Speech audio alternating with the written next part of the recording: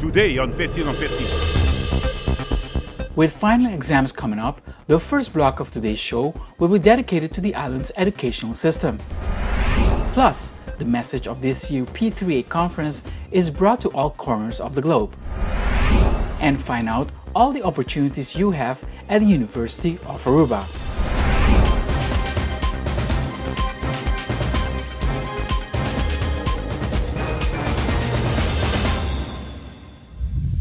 Thank you so much for joining us on another edition of 15 on 15 right here on Channel 15 TV with Daniela Piazzi. Let's get started with our latest local news topics. As exam seasons are nearing here on the island, our first block of the show will be completely dedicated to the development of schools here on the island. First off, with the P3A conference now over, talks of public-private partnerships in a variety of sectors on the island are beginning. For example, the Aruban Ministry of Education is contemplating the possibilities in applying this investment method to the public school system on the island. Over the past 2 years, the government of Aruba has become increasingly interested in public-private partnerships. This means that the government and private sector join forces in projects for the greater good of the Aruban society. Many undertakings on the island have already been initiated, where the private sector plans, designs, finances, constructs, and even conducts maintenance with a duration of 20 to 30 years. A well-known PPP taking place in Aruba is the Green Corridor, a 4-lane highway from the airport until San Nicolas. It is being constructed and financed by the Colombian company Odinsa. Now, the government is evaluating the possibility of renewing local schools to this form of financing. Imagine a big investor puts down enough to revamp all schools in Aruba. All the government would have to do is pay to lease the facilities for 20 to 30 years. This means no money down now, which in turn helps relieve Aruba's financial deficit. And through this system, the private sector makes interest and the government relieve its financial situation, and they can pay the debt back in a longer period. Moving forward, on today's school-related topics, a contribution to Aruba's sustainable goal for 2020. Late last year, the Prime Minister of Aruba inaugurated the solar-paneled roof at Kudawicha Grade School. This project is currently sustainabling houses and businesses in the area completely on green energy. But it is just the first school in many more to come. Recently, the Aruban government had a meeting with all the stakeholders in the educational system to plan to install solar panels on the roof of schools. During the conference, the related costs and ideas were explained, as all of the technical barriers they'll have to overcome. The project is expected to take place at 15 schools in Aruba, which will generate electricity for the surrounding areas. From the money saved, each school will be getting an extra form of income to invest in their educational system. This project also forms part of Aruba's vision to become completely sustainable by 2020. And lastly, on our 15 on 15 school special, a multitude of research around the globe has shown that the practice of grade retention can be harmful. Although staying back a grade is quite common here on the island, the Aruban Minister of Education, Ms. Michelle Hoiber-Winkler, is currently in the motion to find a compromise to this punishment in the education system. The research is clear, yet no one on the island seems to be adjusting. Well, not anymore. It may seem to make sense to hold back a child a year who can't read, but a mountain of research shows that it doesn't actually help. Unfortunately, school reformers have not adjusted in decades. Keeping children back who aren't at grade level is not a new practice. But until recently, the decision has typically been made by the local level of parents and teachers. Well, not anymore because the Ministry of Education is stepping in. A majority of peer-reviewed studies over the past 30 years have demonstrated that holding students back yields little or no long-term academic benefits and can actually be harmful to students. When improvements in achievement are linked to keeping a child back, they are not usually sustained beyond a few years, and there's some evidence for negative effects of self-esteem and emotional well-being. Moreover, there is compelling evidence that retention can reduce the probability of high school graduation. But keeping child back does not help most children who have fallen behind, primarily because they are exposed to the same material in the same way that didn't work for them the first time around. When a strategy fails to work, the solution is not to do it again, it is to change the strategy. And that is what Aruba hopes to do. Teachers will be motivated to work closer with students that are falling behind and aim for classes without repeat youngsters. We'll be back with more 15 on 15 after a quick commercial break. And when we come back from the break, watch how small island states are looking into public-private partnerships.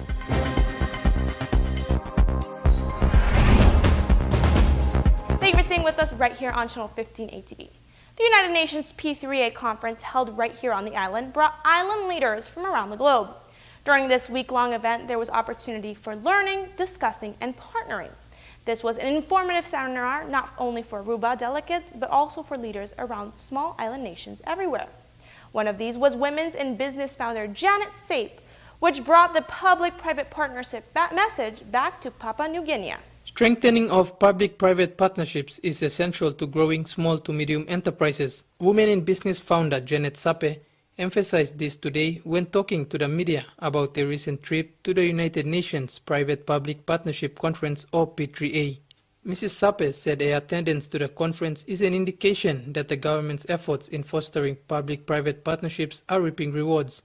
So it was a great honor for me to represent our country and present our country's government support and the private sector, how we are actually practicing public-private partnership, where they're supporting not only the women in business, but all other areas as well. And the recent policy of the small to medium enterprise, SME corporation, or the policy. The country's representation by Mrs. Sape was unique as she was the only presenter that talked about microfinancing. She said she received a letter from the United Nations upon her return, which thanked her for her participation in the conference and noted future collaborations. We've got a copy of the letter here. He actually wrote back to me and thanked me for participating, and they took note of my presentation, and they look forward to collaborating and working with us. Apart from finance, topics such as climate change and other developmental issues were discussed during the P3A conference. Gregoria Vera, NBC National News, Port Moresby. Moving forward, this next video has been warming hearts across the world all week. This adorable footage captures the incredible moment a severely deaf boy hears the sound of a recorder for the first time. Check it out.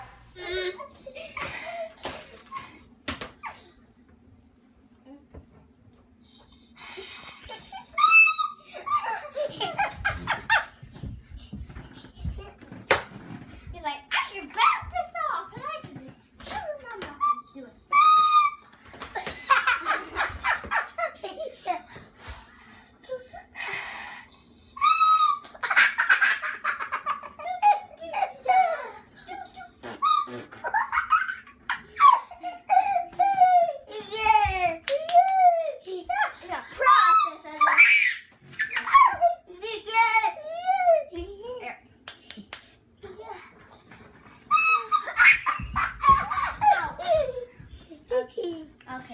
On another note, as we are getting closer to the weekend, let's keep it loose.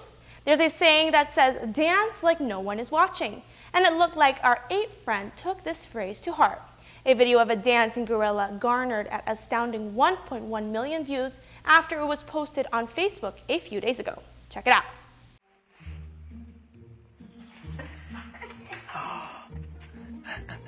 Pirouetted. That is lovely. Oh, I'm so glad I've got that. I've got it on video.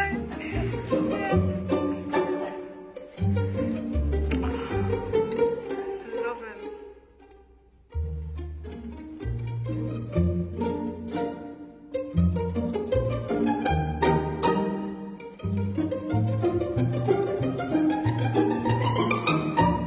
We'll be back with more 15 on 15 after a quick commercial break.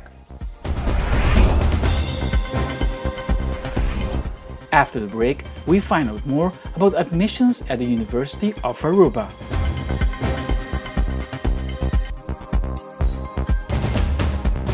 Thank you for staying with us right here on Channel 15 ATV. And the time is approaching for Aruba seniors to make a decision about their next academic step. A majority of Aruban students opt to study abroad, but for those who may not be ready to leave, the next of the island's own University of Aruba may be the perfect option.